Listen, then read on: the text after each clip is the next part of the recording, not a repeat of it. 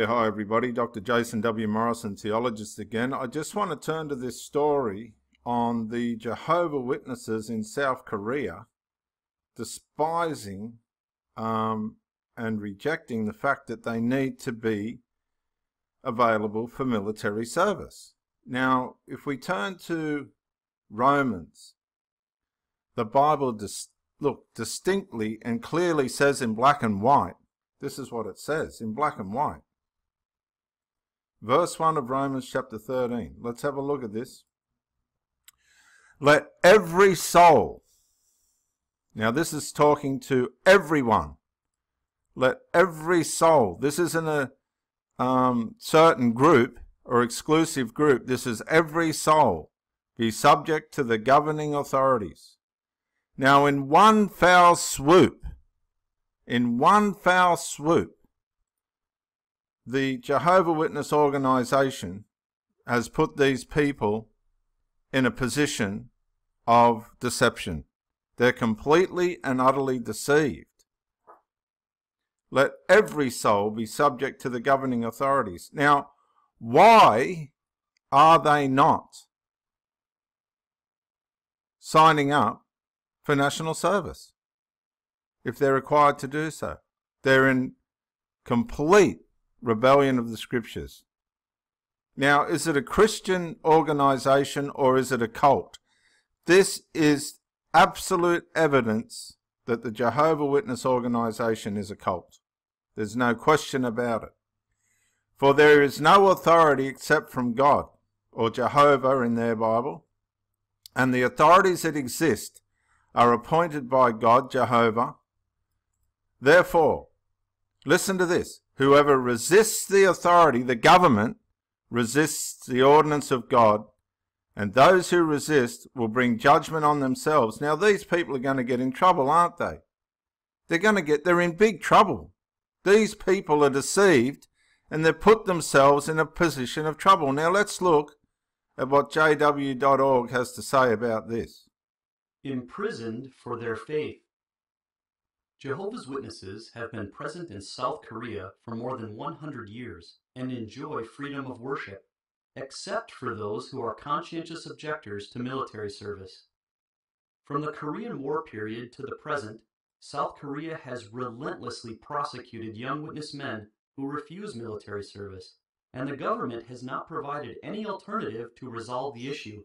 Now, why would they? Why would they? Listen. Every soul is subject to the governing authorities, for there is no authority except from God. This is defiance on the part of these Jehovah Witnesses. The result? South Korea has sentenced over 19,300 witnesses to a combined total of more than 36,700 years in prison for refusing to perform military service. Now, these 19,300 witnesses are deceived. They're completely and utterly deceived. Why do we know? How can I, as a professional theologist, stand here and say these people are deceived? Because let every soul be subject to the governing authorities. For there is no authority except from God. And the authorities that exist are appointed by God. Now, there's 19,300 and rising people being put in jail because of a deception. The bottom line, Jehovah Witnesses and the Watchtower Society, is you're defying the principles of Scripture. You're rejecting the request of the New Testament. And if you're happy to go to jail for that, then what sort of a Christian or Jehovah Witness are you? You're in opposition to the book that you're supposed to be following. Now, I've gone to the website jwfacts.com, Facts About Jehovah Witnesses, a terrific, very powerful site which I fully recommend to anybody that wants to get underneath the surface of the Watchtower and Tract Society's beliefs. Let's see. Jehovah Witnesses and war. Watchtower states that Jehovah Witnesses are the only religion that does not engage in war, and use this as indication they alone follow Jehovah's standards. This is incorrect on several levels, such as, number one, There are a number of pacifist religious groups, and number 2, the Bible does not discourage all forms of warfare. Watchtower states Jehovah's Witnesses alone refrain from war. Who are no part of the world and learn war no more. Again, the historical record of the 20th century testifies only Jehovah's Witnesses. Watchtower 1992, April 1, page 12. The finger is quickly pointed at other religions and their involvement in war, describing followers as children of the devil slaughtering their spiritual brothers. Awake, 1985, December 22, page 10. Jehovah's Witnesses are proclaimed as unique for being the only loving religion on earth and the only one abstaining from participation in warfare. Now that makes me beg the question, why are they letting people die under their pathetic blood doctrine? In our century, which religion has obeyed this law of love? Surely not religions of Christendom, for they have slaughtered one another by the tens of millions in 2 world wars and other conflicts. Jehovah's servants are unique in obeying the rules spoken by Peter and other apostles to a high court. We must obey God as ruler rather than man. Acts 5:29. Watchtower 1990, February 1st, page 22. Who in our time demonstrate such obedience to God's commandments on love? Who have been persecuted in prison, thrown into concentration camps, or executed because they would not take up weapons against fellow believers or even unbelievers of other nations? The record of this century's history answers only Jehovah's Witnesses. Watchtower 1989, May 1, page 28. What these people are forgetting is they don't care if or when the nations get destroyed. It's a really bizarre religion. This proclamation of uniqueness is far from correct. Numerous religious organizations do not partake in warfare. These statements are another area that highlights the dishonesty of the Watchtower in attempting to convince their followers that they are unique and alone and are acceptable by God as a result of this. What most Jehovah's Witnesses do not seem to be aware of is there are a number of religions that do not participate in war. Witnesses are neutral but not pacifists, and there is biblical support for engaging in warfare. What a terrific sight this is. Religions are not engaging in war. Best known religions for their stance against war are the historic peace churches, Society of Friends, Mennonites and Brethren. In addition, are a number of 19th century groups that share a similar historical background to the Watchtower Society. Every major Christian denomination also contains pacifist factions. Christian churches known for their stance against war include, and there's a list of them there, okay? There's a comprehensive list of these churches, okay? In addition to this list, there are other peace churches that have become extinct or almost extinct, such as the Shakers. The peace churches have suffered greatly for their stance against war, with members being subjected to persecution, imprisonment, and death. For example, the Hutterites were subject to persecutions in America during World War II, and the Hutterites died in prison after refusing military draft. Many Hutterite colonies moved to Canada. Then we've got a whole spiel on the pacifists. Then we've got changes. Here we go. Stances against war change over time. For instance, while the Church of Christ had a large pacifist faction, this is now limited predominantly to followers of the teachings of David Lipscomb. Likewise, changes have occurred within the Watchtower Society. Watchtower 1992, April 1st, page 12 states, Jehovah's Witnesses have not participated in war during the 20th century. This is deceptive, as during World War I, Watchtower followers were able to be soldiers as long as they did not kill others, and until the Second World War they engaged in civilian duties at war. Originally under Russell's direction, the founder of this thing, Bible students participated in non-combatant duty and even went to the trenches.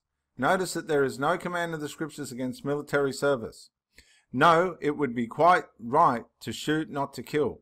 You forget, perhaps, our provisos, which were that we explain our conscientious scruples against war, and seek to be excused. If not excused, that we seek non-combatant positions, as nurses, etc. But if compelled to go a mile or many miles as a soldier, we need not kill anybody. Now, how would you like to go onto a battlefield with one of these people? Zion Watchtower, 1898, August 1, page 231. What a terrific piece of research this guy's got. Obedience to laws of the land might at some time oblige us to bear arms. In such event it would be our duty to go into the army, if unable in any legal or proper manner to obtain exemption. But it would not be our duty to volunteer. There could be nothing against our conscience in going into the army. Wherever we go, we could take the Lord with us, the captain of our salvation, and wherever we go, we could find opportunities to serve him and his cause. If it came to the point of battling, we above all need to have no fear of death, but we assuredly would be obliged to draw the line when commanded to fire, and we could not, in harmony with the divine program, fire upon a fellow creature with the intention of taking his life. If we fired, we should be obliged to fire into the air or into the ground. Signed, Watchtower, 1903, April 15, page 21. Why are they letting people die then under the blood doctrine? Why are they allowing people to die under a false blood doctrine? Shortly after Rutherford took leadership, he wrote against participation in the war, and this is what he says. No Christian could engage in war and remain a Christian, for the reason that Jesus did not engage in war. Jesus did not engage in war. He's the God of war. He can be true to the Lord and faithful to his consecration vow only to be by taking one course: a refusal to engage in war. The laws of the land provide exemption for this who cannot conscientiously engage in war. Then the Christian should take advantage of it. If it should come to the question as to whether or not a Christian should shoot his fellow man or be shot, it would be better for him to choose the latter than the former. The duty of a Christian is clearly set forth in the Scriptures. There is no middle ground. For him to engage in war would be to disregard the commission of the Lord, which the commission of the Lord has given him. To refuse military service would perhaps bring persecution, but to engage in military service would be a violation of his covenant with the Lord, and this being true, no one would desire to engage in war, and hence should decline to enlist in the service of the army. Watchtower, 1917, April 15, page 124. They haven't mentioned Romans chapter 13, have they? They just haven't done it. They just won't. And it goes on and on. What a fantastic site. jwfacts.org. And it goes right through. Now, it does come to Romans. Let's read this. Romans chapter 13. Look. In Matthew 8, 5 through 13, Jesus did not turn the soldier away when asking to heal his maidservant, rather commending him, saying, I have not found anyone in Israel with such great faith. In account of at Acts 10, Cornelius was not required to step down as commander of the Roman soldiers before being baptized. Paul shows that governments have a right to use the sword to prevent bad, and that we should be in subjection to what they demand of us. This would include going to war when called for. Very good comment, Mr. jwfacts.com. Russell recognized this scripture required early witnesses to engage in civilian service and even attend in the front line, and so on and so forth, and it goes on and on. So, why, right, why are these people being put in a position as Jehovah Witnesses to go to jail and to lose their lives, when let every soul be subject to the governing authorities, for there is no authority except from God, and the authorities that exist are appointed by God. Therefore, whoever resists the authority resists the ordinance of God, and those who resist will bring judgment on themselves. So you're bringing judgment on yourself. You're denying national service altogether, whereas you could go in there and serve as a nurse or a number of other things without having to kill anybody. What are the Jehovah Witnesses going to do when war's breaking out all around them and people need their support to protect their nation and stuff, and they're just hiding in caves and in... It's terrible. It's terrible. There were people in the Old Testament that ran away when they should have fought, and it didn't go well with them. These people, as far as I'm concerned, are deceived cowards, and they need to get their lives in order and throw out their religion and conform to what's healthy and constructive for not only society but also humanity as a whole.